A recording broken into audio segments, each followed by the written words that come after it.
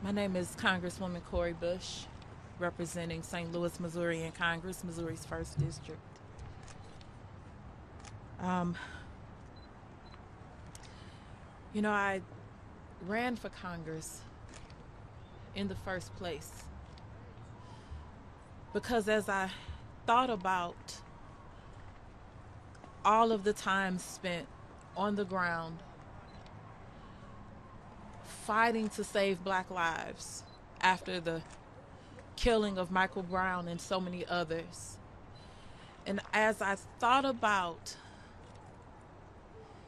after these 400 days of protest, rain, sleet, hail, snow, after 400 days, most of those days we didn't see a camera.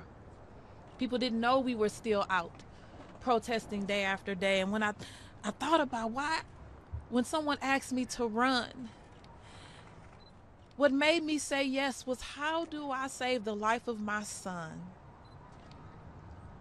A Black child, I think he was about 14 at the time.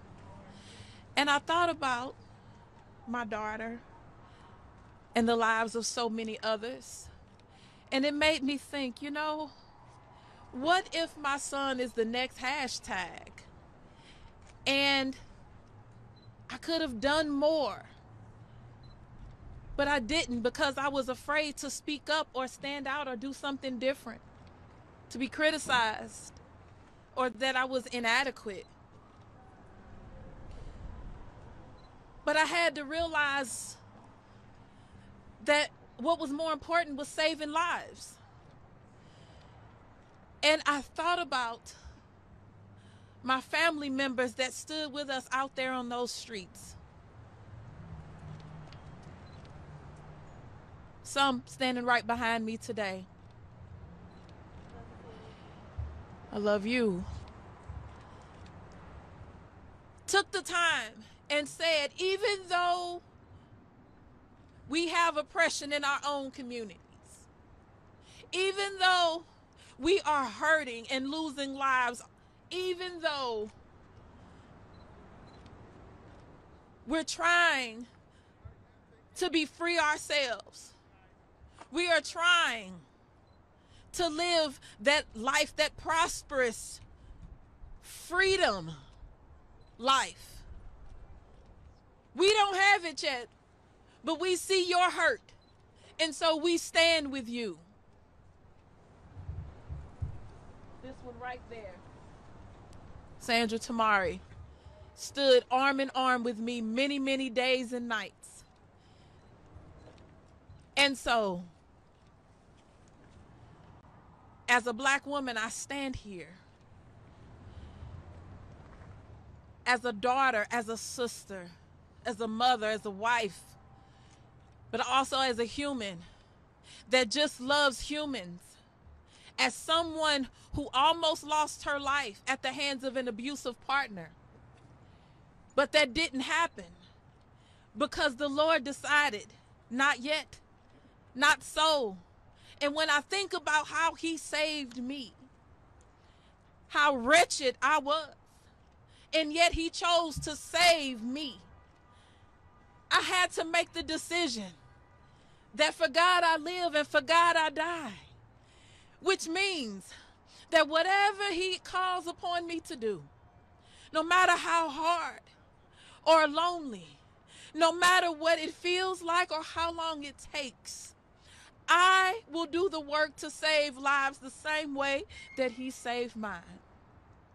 And so, because he had to dig far down to find me and save me, the mud he had to go through to get me, I dare not look on any person with any type of judgment. I can't look at where you are, how much money you have, who you love, or if you hate me, and choose whether you deserve life or not.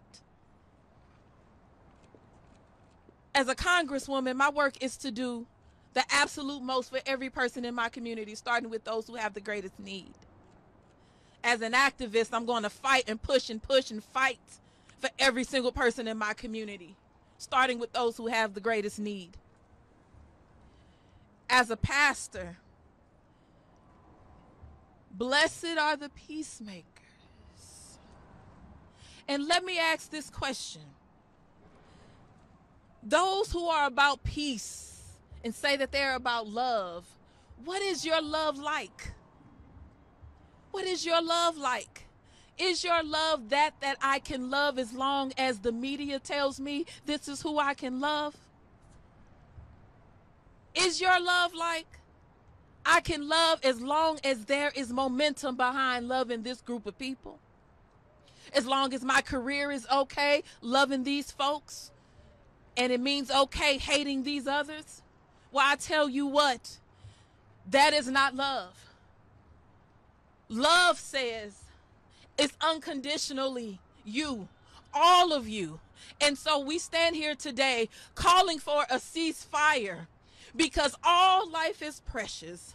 Our Israeli brothers and sisters, little babies and little kids and elders, the same as our Palestinian brothers and sisters, little kids and babies and elders, every single one of them deserves life, and they deserve it more abundantly. They deserve the freedom, the self-determination. They deserve wholeness. They deserve peace, and they deserve our support to stand up and speak out and not allow anyone, not even our administration, to okay the bombing of a land of people.